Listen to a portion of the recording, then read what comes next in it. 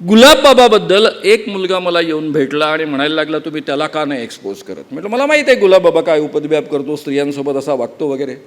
तो म्हणाला, माझ्या बहिणीला हा गुलाबबाबा आई बनवतो. म्हटलं तुझ्या बहिणीचं वय काय? 18 वर्षाचा हा पोरगा गजानन नावाचा.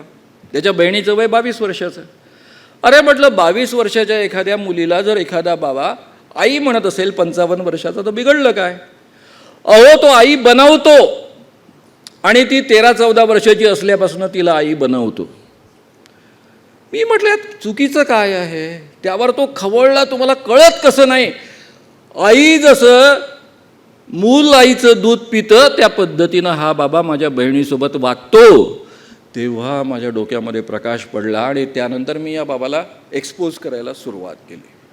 आता इन्व्हेस्टिगेटिव्ह जर्नलिस्ट म्हणून आम्ही जेव्हा काम करतो तेव्हा एकदा आम्ही एखादी माहिती काढायला लागलो की भराभर वेगवेगळ्या माध्यमातून माहिती आमच्यापर्यंत येत असते. ती माहिती यायला लागली.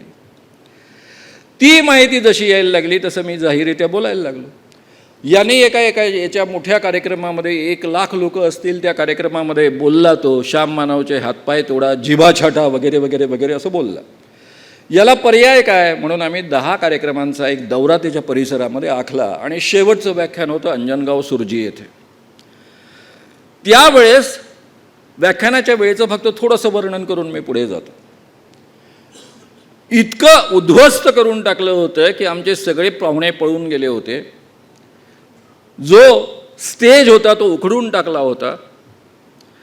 तहसीलदारांनी मला नोटीस दिली होती की आजचा कार्यक्रम घ्यायचा नाही, तुमची परवानगी रद्द करण्यात येते आहे.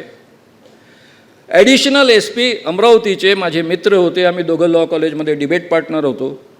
ते मला सारखे फोन करत होते की आम्ही 400 पोलीस पाठवलं तरी आम्ही तुझं संरक्षण करू शकणार नाही, कारण आमच्या पोलिसांच्या सूचनेनुसार किमान 2000 लोकांनी शपथा घेतलेल्या आहेत की आज तुला मारून टाकायचं, तुझे हातपाय तोडायचे, आणि किमान 30-40 हजाराचा मॉब आज जमा होणार आहे असा पोलिसांचा रिपोर्ट आहे, आणि त्यामुळे तू आज व्याख्यान देऊ नकोस.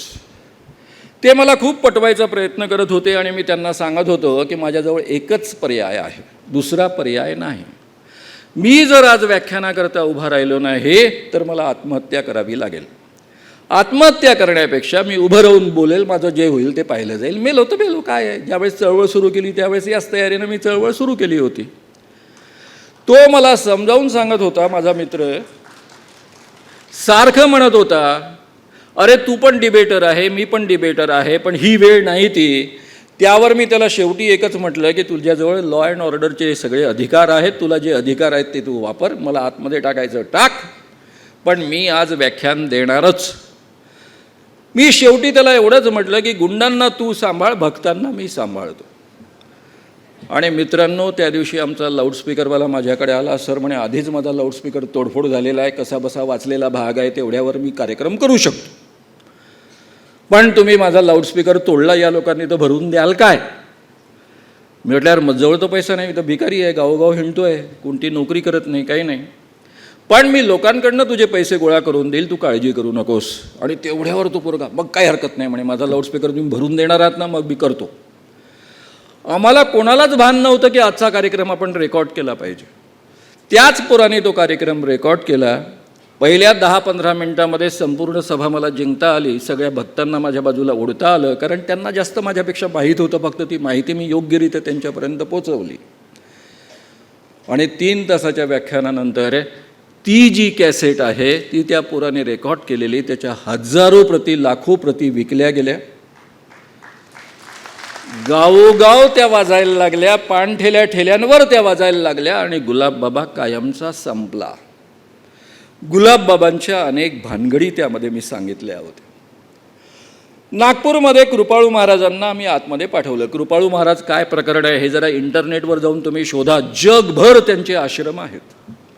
भगवान श्रीकृष्णाचा जिवंत अवतार आहेत, होते, आता वारलेत. यांचं प्रवचन सुरू असताना यांचा शिष्य प्रवचन द्यायचा, हे भिरभिर नजरेनं पाहायचे. 13-14 वर्षाची एखादी पोरगी आवडली की तिच्याकडे बोट दाखवायचे. कृपाळू महाराज बोट दाखवायचे आणि हे जे आसाराम बापू आहे ते टॉर्च मारायचे. एवढाच काय तो फरक आहे. त्या मुलीला उचललं जायचं, तिला राधा म्हणून सजवलं जायचं. त्या 13-14 वर्षाच्या मुलीला पालखीमध्ये या बाबाकडे सोपवलं जायचं. हा बाबा तिच्यावर वाटेल तसा अत्याचार करायचा, तिची योनी फाटायची आणि त्याच्या आश्रमामधली डॉक्टर तिची योनी शिवण्यापासून सगळे उपद्व्याप करायचे.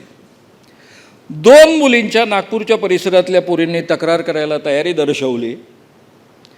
या मुलींचं वय अल्पवय असल्यामुळं आम्हाला बाकी कोणत्याही पुराव्यांची गरज नव्हती, त्यांची संमती होती की नाही वगैरे गरज नव्हती, आणि त्याच्या आधारावर या बाबाला अटक झाली. त्याला नागपूरमध्ये जेलमध्ये टाकलं. त्यावेळेस कोल्हापूरच्या एक अतिशय सुप्रसिद्ध ॲडव्होकेट, मी मुद्दाम नाव घेत नाही त्यांचं, आणि सामाजिक कार्यकर्त्या म्हणून प्रसिद्ध असणाऱ्या व्यक्ती आमच्या उमेश बाबू चौबेंना भेटायला आल्या, त्यांच्या कार्यालयात आल्या. त्यांनी त्यांना जाब विचारला की तुम्ही कृपाळू महाराजांसारख्या प्रत्यक्ष भगवान श्रीकृष्णाच्या अवताराला जेलमध्ये का टाकलं. त्यावर त्यांनी समजावून सांगण्याचा प्रयत्न केल्यावर त्या बाई काय म्हणतात ते वाक्य लक्षात घ्या. त्या ॲडव्होकेट बाई म्हणतात, फिर क्या हो गया, वो स्त्रियों का उद्धार करते हैं, उसीलिए उन्होंने जन्म लिया. भगवान कृष्ण होने के बावजूद उन्होंने इस जमाने में जन्म लिया स्त्रियों का उद्धार करने के लिए. आणि मग त्या पुढे म्हणतात, मेरी शादी होने के 10 साल बाद मैं बाबा से मिलने गई थी, केवल 1 रात उनके साथ में मैंने गुजारी है. 10 साल में मुझे जो आनंद नहीं मिला वो एक बार में मिला है. वो स्त्रियों का उद्धार करने के लिए आए हैं. हा आपला समाज आहे. याच्याही पलीकडे आणखी दुसरा अनुभव आहे का. उमेश बाबू चौबे रेल्वे बोर्डाचे सदस्य होते. नागपूरचं रेल्वे युनिट अतिशय मोठं आहे. त्याचे चीफ ऑफिसर त्याला ते भेटायला गेले, कारण तेही कृपाळू महाराजांचे भक्त आहे, त्यांना कळलं. ते त्यांना समजावून सांगत असताना त्यांची पत्नी, म्हणजे या ऑफिसरची पत्नी, ज्या स्वतः कॉन्व्हेंटमध्ये शिकलेल्या आहेत, पोस्ट ग्रॅज्युएट आहेत, त्या आल्या आणि बाबूजींना भांडायला लागल्या, मेरे पति को क्या कह रहे हो आप, मैं खुद राह देख रही हूँ कि मेरी बेटी अभी 9-10 साल की ही है, मेरी ये दोनों बेटियां जब 12-13 साल के ऊपर की हो जाएगी तब मैं खुद बाबा को उनको अर्पण करूंगा, उनके जीवन का भला हो जाएगा, उनको मोक्ष प्राप्त होगा.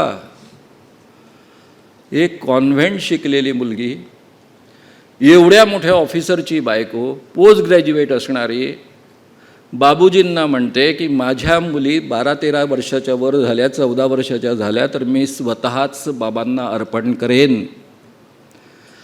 हा आपला समाज आहे. या समाजामध्ये आपण जगत असतो.